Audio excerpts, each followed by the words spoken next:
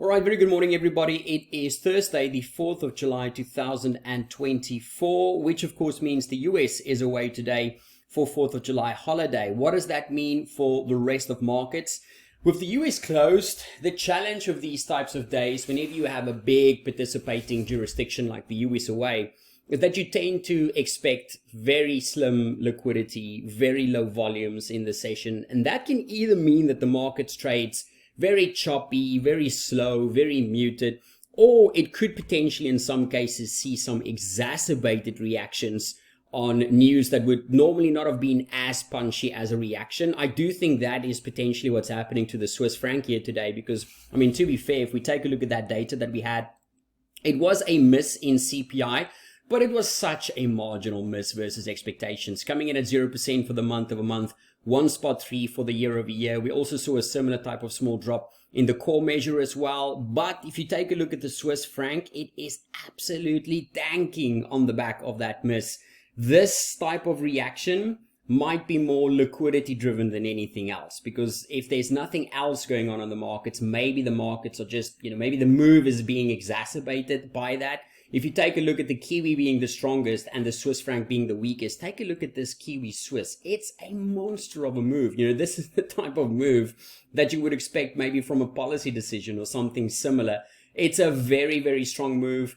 Would not have expected that type of reaction on such a small miss in the data. So I think this might just be a very good example of why trading with liquidity, or a lack of liquidity rather, can either mean very slow and muted reactions, and sometimes, as is the case potentially today, seeing some pretty exacerbated outside moves on the back of macro catalysts. But it does mean we want to be very, very careful, right, in a session like today. If you know you're going to be facing thinner liquidity, if you know you're going to be facing lower volumes, you need to just be a little bit more selective with what you trade. You need to be a little bit more careful with what you choose to get involved with in the markets, because you can get chopped around pretty quickly if you're not careful out there. So just keep that in the back of your minds today with whatever you are looking at. Now, in terms of broader price action across the major asset classes, it's a pretty mixed bag for the most part. If we take a look at equity futures, we have seen a bit of a recovery move in Asia Pac so far today, but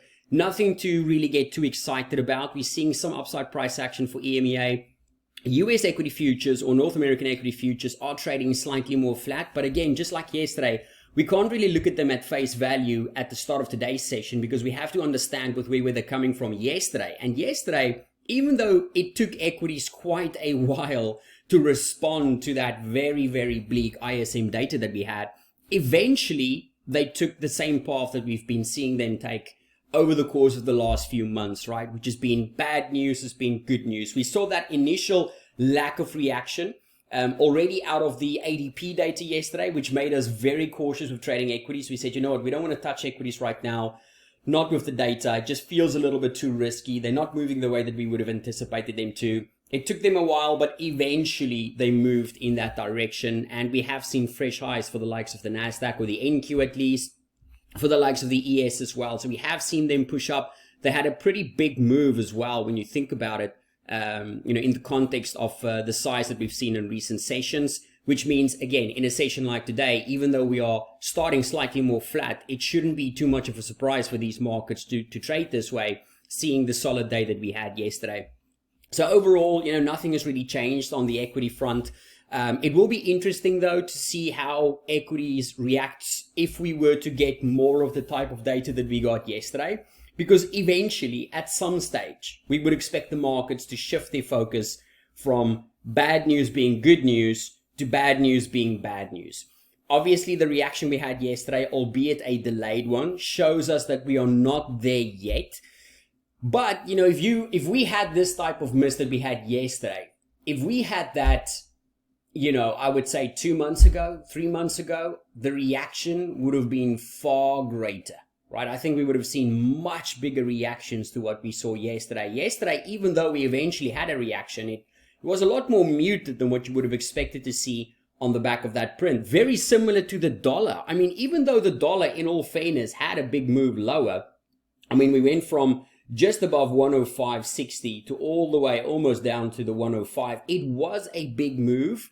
But again, if we had that type of miss 2 and 3 months ago, the dollar would still be tanking, right? We would have raked a big move on the back of that. And again, to be fair, it was a punchy move across the major asset classes. A lot of the moves already saw big moves heading into the data, right? Which was a little bit frustrating. I mean, like the euro dollar, for example, it already had a very fantastic session even before the data. Dollar CAD already had a very big drop even before the data. So it might have just been a case of the markets already having moved so much. By the time that we got the data, there wasn't as much, oomph left in the move. But even then, that was some pretty bad looking data yesterday. I would have expected to see at least a slightly bigger follow through, slightly bigger reaction. But again, I think that it shows us that even though bad news is bad news right now for the dollar and bad news is good news still for equities, that type of view, it might be challenged in the next couple of prints if we were to see more data points like this, if we were to see some real concerns develop for the economy. We shouldn't just, the thing about these prints like the ISM services is that it can be noisy. They can be noisy, right? We might see it bounce back with next month data. So we can't take the ISM services as the ease or be all. It's not this amazing data point that's never wrong. It can be messy. The fact that it's a survey driven report is part of the reason why many people say, you should take it with a huge pinch of salt when you use it as a leading indicator, even though that's what the markets have traditionally done. And also worth keeping in mind that over the course of the last, what's it been now? Let's say 2 years, there's been that weird dislocation between the soft data and the hard data.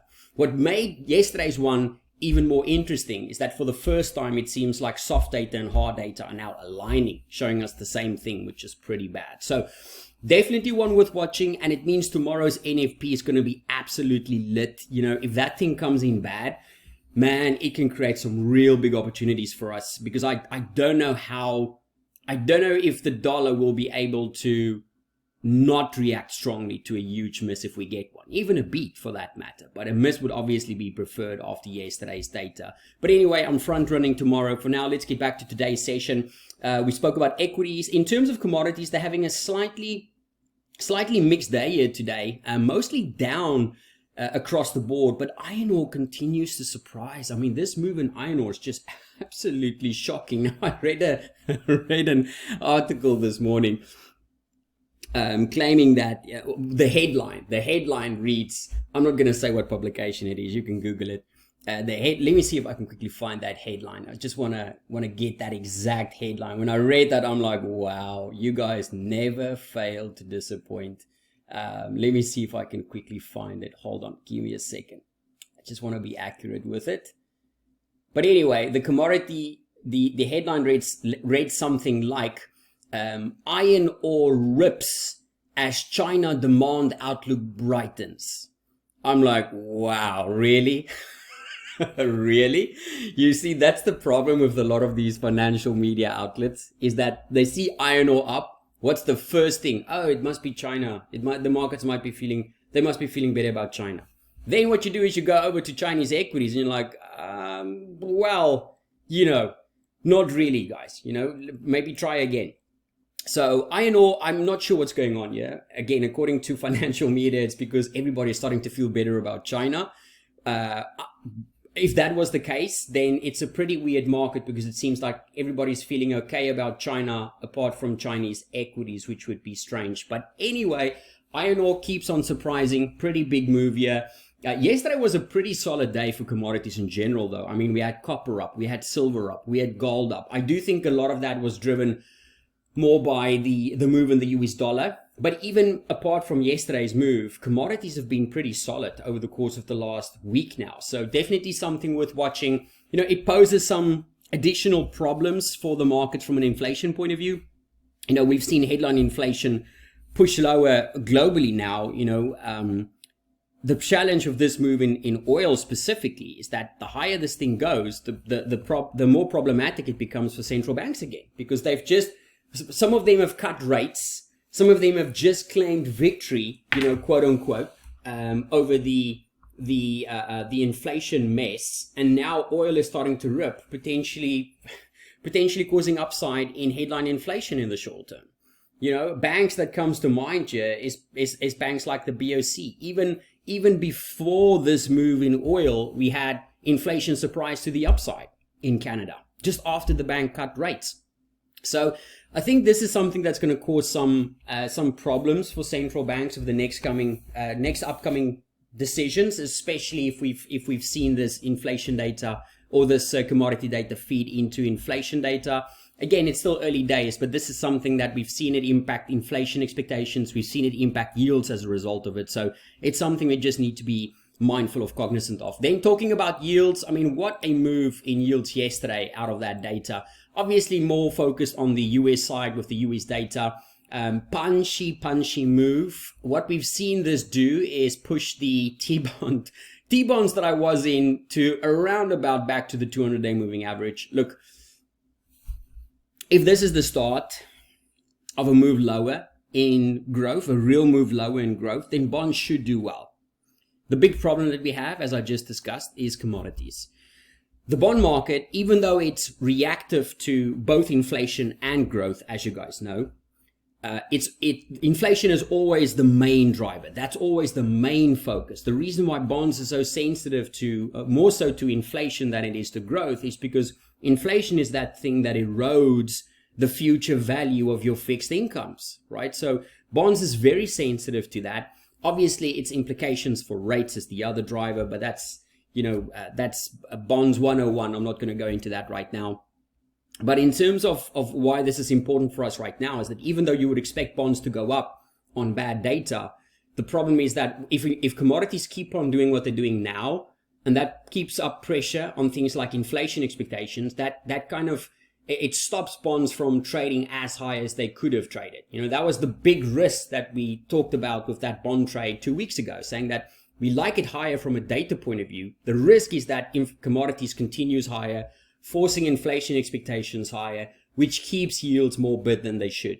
So that is a risk. It's definitely something we need to watch. In the short term, though, I mean, I would prefer to trade the dollar anyway right now. Bonds could be interesting out of NFP tomorrow, but I've kind of lost my appetite with that big move we had lower in bonds on Friday. That move, I'm still struggling to understand why we traded that way. And again, commodities can explain some of it, but it was a pretty punchy move. I still think that was more flow driven than anything else. But anyway, for now, when it comes to bonds, I think the path of least resistance remains higher for bonds, lower for yields. But the problem is commodities and how that feeds into inflation expectations. In terms of the FX space, we briefly touched on the Swiss franc. I mean, look at this move. It's a fantastic drop to the downside on a move or on a drop in inflation, which is absolutely marginal. I mean, take a look at the chart. Let the chart speak for itself here.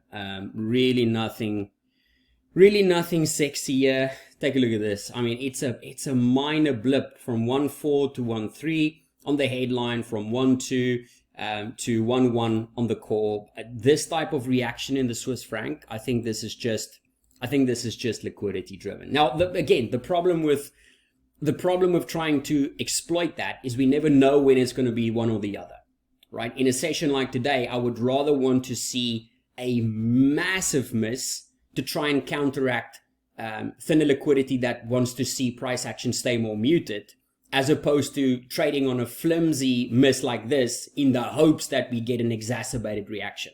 It doesn't always react this way, right? Sometimes you see the reaction where it's more muted. Sometimes it's a bigger miss and the market does nothing.